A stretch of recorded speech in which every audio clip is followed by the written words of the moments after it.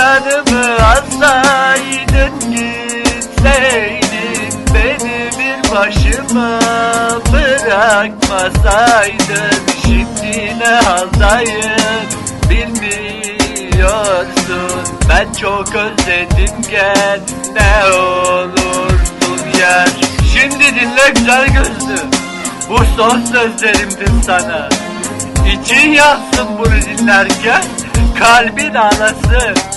Ne vardı da gittin ellere, ne istedin de vermedim. Sevgi mi, aşk mı, sevda mı, yoksa can mı? Bir canım vardı, o da sendin. Benim canımdın sen, hayatımdın sen, her şeyimdin.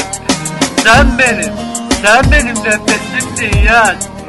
Şimdi sen benden giderek inan beni idam ediyorsun. Hani birini öldürmeden önce sorarlar ya, son isteğin nedir diye. Sen de beni ölüme mahkum ediyorsun ya. Senden son isteğim o gözlerine son bir defa bakmak. Gözlerin dedim de yine düştü aklıma. Önce beni gördüğün an o güzel gözlerinde, yüzünde bir gülümseme olurdu. İşte o gülümseme benim için dünyalara bedeldi.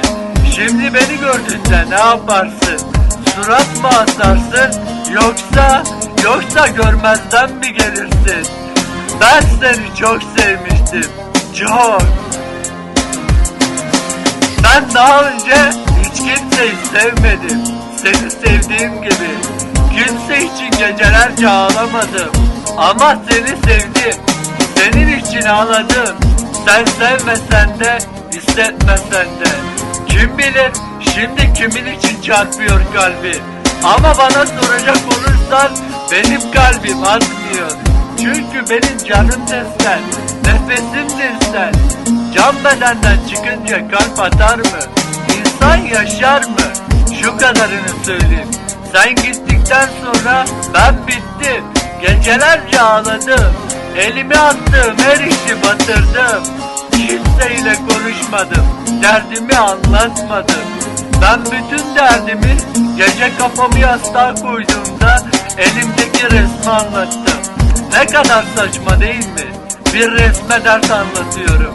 Ama bilmediğim bir şey var. Elimdeki resim senin resmindi güzel gözlüm. Ve bazen senin olduğun bu şehirden o kadar sıkılıyorum ki.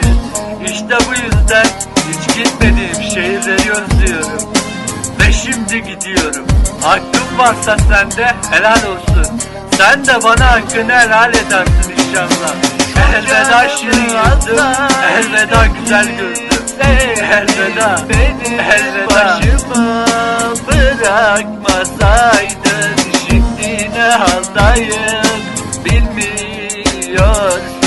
Ben çok özledim, gel ne olursun ya. Şu canımı alsaydın, gitseydin, beni bir başıma bırakmasaydın. Şimdi ne haldayım bilmiyorsun. Ben çok özledim, gel.